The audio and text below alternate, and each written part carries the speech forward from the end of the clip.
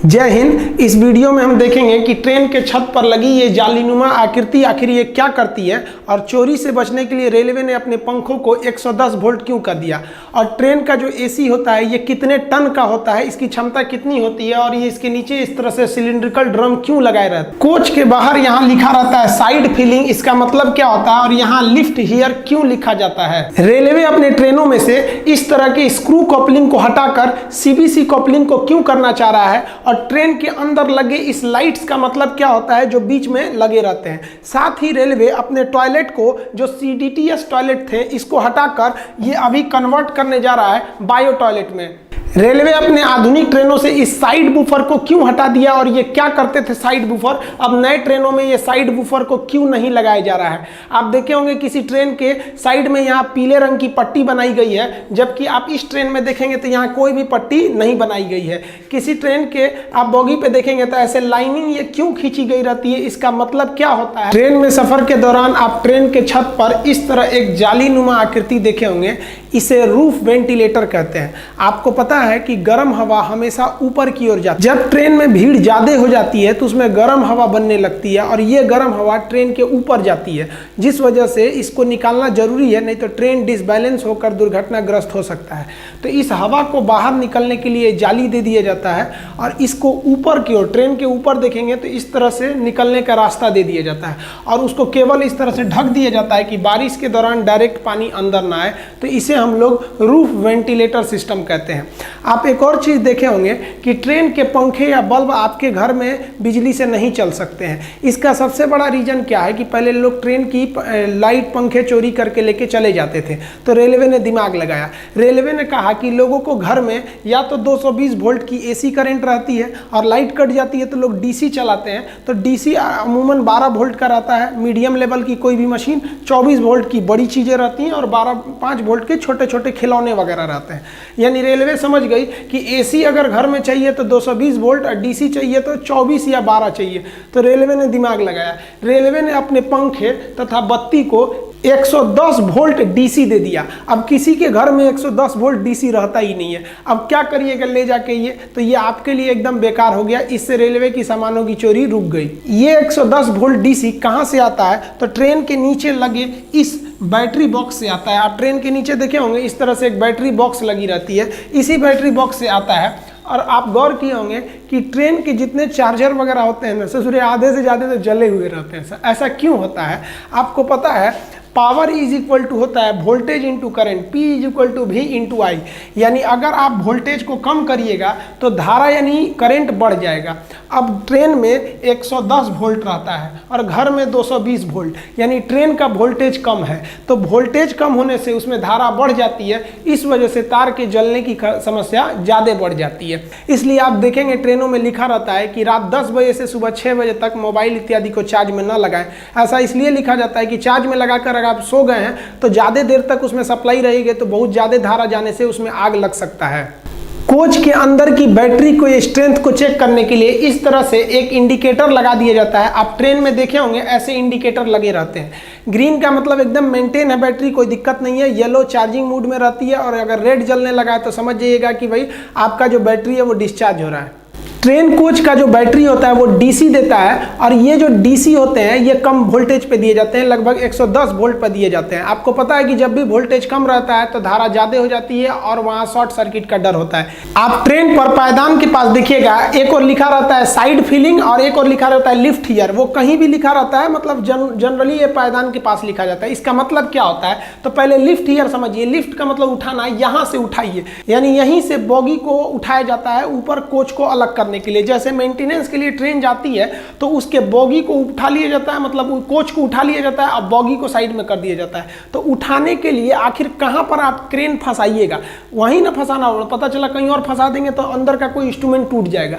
तो फंसाने वाले जगह को इंडिकेट करने के लिए लिखा रहता है लिफ्ट हियर। यहाँ देखिए उठा लिया गया, ये ऊपर उठ गया, और इसकी जो बोगी जिसमें चक्कर रहता है उसे बोगी कहते हैं, बोगी बाहर निकल जाएगी। अब साइड फीलिंग का मतलब समझते हैं। साइड फीलिंग का मतलब होता है, साइड मतलब इस साइड से फिलिंग मतलब भरिए, ये पानी भरने के लिए जगह दिया होता है साइड फिलिंग, ताकि टंकी में पानी को आप भर सके। पानी भरने की व्यवस्था रेलवे के हर स्टेशन पे नहीं रहते हैं, बड़े बड़े स्टेशनों पर इसकी व्यवस्था रहती है। इसके लिए आप देखेंगे 4 इंच मोटा एक पाइप रहता है, जिसमें से ये फ्लेक्सिबल पाइप निकले रहते हैं। इन पाइप की मदद से हम यहाँ से रेलवे का कोई स्टाफ इस साइड फिलिंग जहाँ रहता है वहाँ उस पानी को भरने लगता है।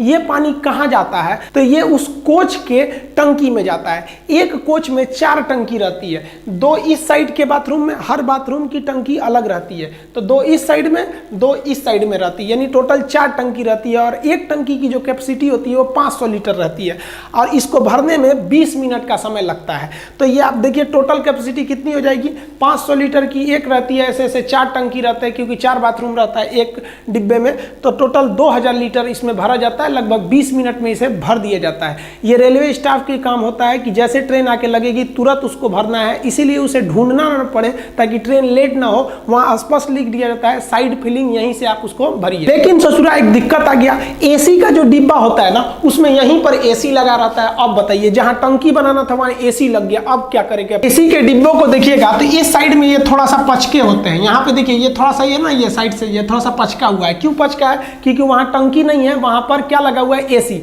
जबकि आप नॉर्मल ट्रेनों को देखेंगे जिसमें एसी नहीं है, वो एक बराबर रहते हैं सब। अब यहाँ एसी लगे होने की वजह से हमको टंकी कहीं और सेट करना पड़ेगा, इसीलिए टंकी नीचे सेट कर दिया जाता है, जिसे 2 ड्रम सिलिंड्रिकल टाइप के दिखाई देते हैं, जिसे वाटर टैंक है, इसी में से पानी का यूज किया जाता है।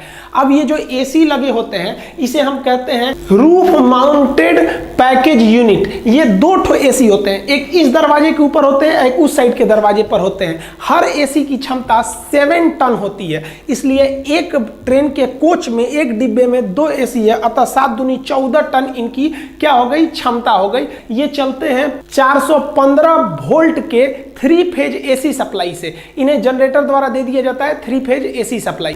देखिए ट्रेन के जो पानी भरा जाता है, जनरली किसी डिब्बे में ऊपर की ओर टंकी रहता है, जबकि एसी वाले में नीचे रहता है। इस पानी को अमूमन कोई पीता नहीं है, ज्यादातर लोग हाथ वगैरह धोने या बाथरूम के काम में इसे लेते हैं। अब बाथरूम से रेलवे को बहुत बड़ा दिक्कत था, लोग बाथरूम करते थे, टॉयलेट बाथरूम, तो उनका जो वेस्टेज था वो पटरी पे गिरता था, जिससे पटरियों को जंग लग जाता था। तो जो पहले के जमाने के ट्रेन थे ना बाथरूम, उसमें ओपन डिस्चार्ज सिस्टम था, यानी अगर कोई टॉयलेट बाथरूम गया तो उसका टोटल भी वेस्टेज है पटरी पर गिरेगा। इससे 2 समस्या, एक पटरी पे जंग लगता था, दूसरे जब रेलवे स्टेशन पे ट्रेन खड़ी रहती थी और उसमें कोई बाथरूम में गया है तो रेलवे ट्रैक पर बहुत ज्यादा गंदगी होने लगती थी।